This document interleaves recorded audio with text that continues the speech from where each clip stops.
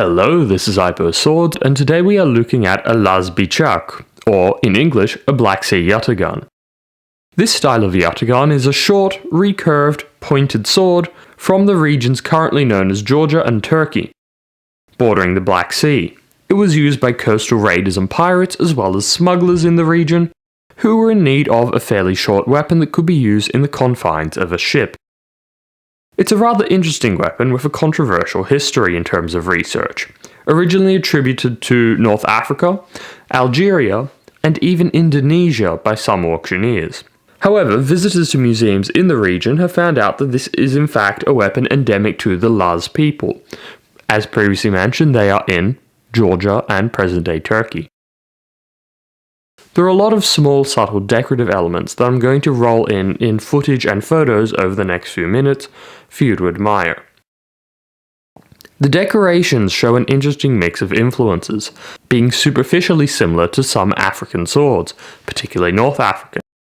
However, the sword itself is very distinctly from one specific region.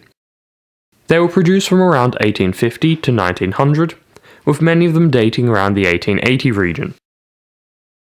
They have a peculiar geometry with an extremely thick tang and an integrated ferrule. They also have a sweeping false edge down most of the blade. However, it is not quite sharp. This example has some patination and even shows evidence of use, having been afterwards resharpened or at least minimally repaired. I believe this was done in period due to the patination, however, of course, I cannot be entirely sure of that. The Black Sea Yataghan has a very unusual style of grip. As can be seen, it is separated into two horned crescents with a brass ferrule in the middle, and a leather over wood grip. This forces the hand in a way somewhat similar to a pulwar, although nowhere near as intensely as a tulwar, which makes some sense given the fact that this style of blade is more conducive to draw cutting than any other form of cut. The tip of this sword is quite pointed, and the belly of the sword is somewhat reminiscent of a flissa, a style of African tribal sword. However, the spine is evidently curved with the blade, whereas in a flissa they tend to be straight along the spine. It's also worth noting that the belly of the blade is the widest point, and this indicates that it was the point of impact in the style of combat for which these were used, which I again conjecture was almost certainly a draw-cutting style. The handle on this example is rather fragile, being made entirely of organic materials, and thus having degraded over time, so I'm not going to be able to handle this all that much. However, let it suffice to say that the point of balance is about here, which is significantly far up the blade for such a short weapon, which gives it significant impetus when cutting. That, combined with the rather fragile handle, could lead me to believe that this would be a somewhat unwieldy weapon. However, in my limited handling of it, it seems to flow somewhat well once it actually has a tiny bit of momentum.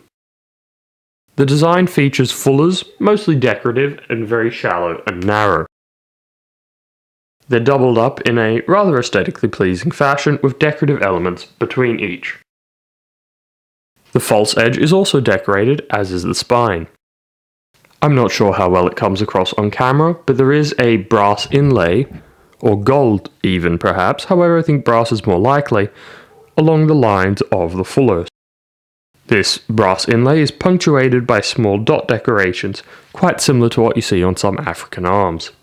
I'm going to take a few quick measurements with this digital micrometer to find out exactly what the thickness of this blade is. I will note that these metal tips have been protected with tape in order to remove the chance of scratching the blade. The blade is approximately 8mm at its thickest. It is 6.5mm at the beginning of the false edge. It is 4.5mm at the point between these two sets of fullers, and it is 3.4mm at the end of this last fuller. Finally, the tip section is about 2.2mm thick. I will note that the tip is somewhat wavy and bent, indicating that this was not a spring-tempered or mono-tempered sword, or perhaps more likely that the carbon content was not spectacularly high. The fact that it retains a set, especially in the tip area, is a detriment to its functional capabilities. However, I'd say that within the scope of a boarding weapon, it's not too unusual for it to be slightly soft, given that it's probably going to be in contact with all sorts of things like rigging, other weapons, and it's unlikely to really meet other swords in combat. Anyway, I hope you enjoyed this quick visit to another presents collection so we can admire this rare, controversial, and interesting example of a Black Sea Yataghan. That's all for now. Until next time, stay sharp.